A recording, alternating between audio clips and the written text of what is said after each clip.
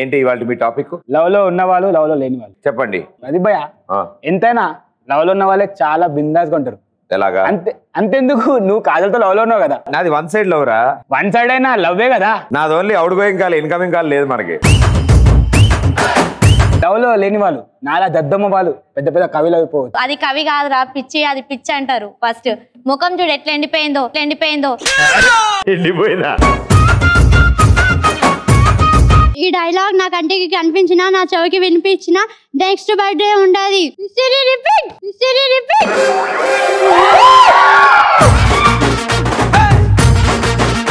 ఎంత మంది ఉప్పు కప్పరమ్మ నొక్క పాలికి రెండు చెడు చెడు రైతులు చాట పేరు